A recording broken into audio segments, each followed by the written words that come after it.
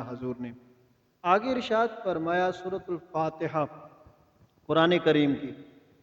سورۃ الفاتحہ یہ ام الکتاب بھی ہے. سورۃ الفاتحہ کو سورہ شفا بھی کہتے ہیں اور یہ نماز میں بکثرت پڑھے جانے والی سورت ہے کہ بغیر فاتحہ کے نماز نہیں ہے. تو الحمدللہ رب العالمین یہ سورۃ الفاتحہ کی پہلی آیت مقدسہ ہے. الحمدللہ رب العالمین تمام تعریفیں اللہ تبارک و تعالیٰ کے لیے ہیں کہ جو تمام جہانوں کے پالنے والا اللہ ہے. تو ایک ایک لفظ کی آہستہ آہستہ مختصر سی تعریف کرتے جاتے ہیں تاکہ اللہ تعالیٰ ہمیں اس پر عمل کرنے کی توفیق عطا فرمائے. لفظ الحمدللہ سب تعریفیں اللہ کے لیے ہیں، سب، یعنی کہ ہر طرح کی حمد اور تعریف کا مستحق اللہ تعالیٰ ہے، کیونکہ اللہ تعالیٰ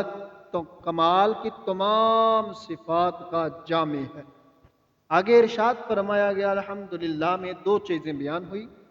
ایک شکر اور ایک حمد. اس کی تعریف بیان کرنے لگے ہیں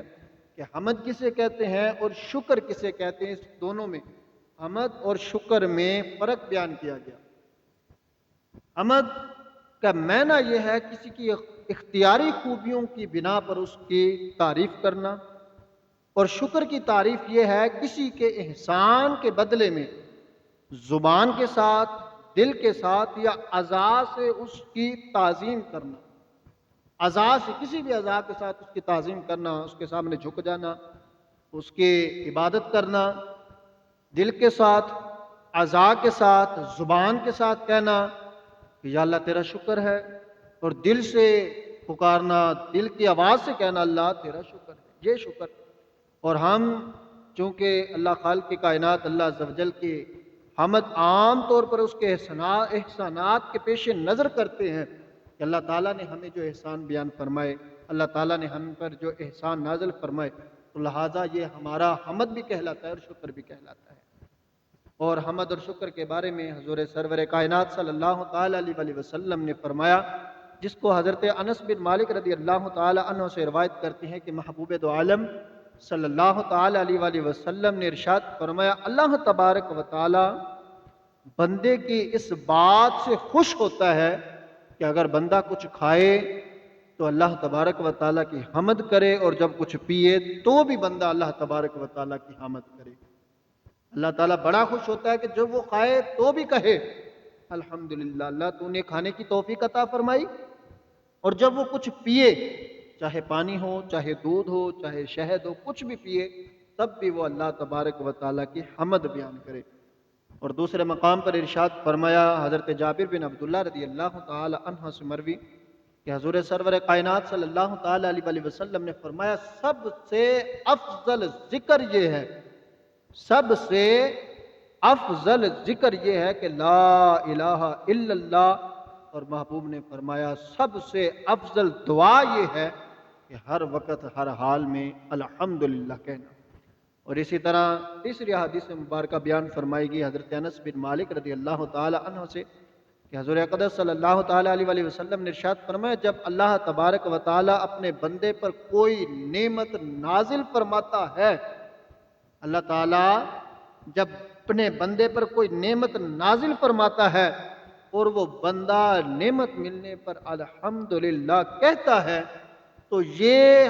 حمد اللہ تعالیٰ کے نزدیک اس دی ہوئی نعمت سے زیادہ افضل ہوتا ہے جو اللہ تعالیٰ نے اسے نعمت سے نوازا. اور بندہ اگر سے کہے، آگے سے کہے الحمدللہ اللہ تیرا شکر ہے. اور حمد کے متعلق حکم بیان فرمایا گیا کہ حمد خطبے میں واجب ہے، اور حمد کھانے کے بعد ایک اچھا عمل ہے کہ بندہ کھا کے حمد بیان فرمائے، اور چھینک آنے کے بعد حمد کہنا سنت مصطفیٰ ہے. اور حرام کام کرنے کے بعد یہ یاد رکھیں، حرام کام کرنے کے بعد جو آج کے دور میں ہم کرتے ہیں معاذ اللہ لوگ کرتے ہیں، ہر گناہ کر کے معاذ اللہ العیاذ باللہ کہ وہ شکر ادا کرتے ہیں، حمد کرتے ہیں اور کہتے ہیں اللہ تیرا شکر، معاذ اللہ استغفر اللہ.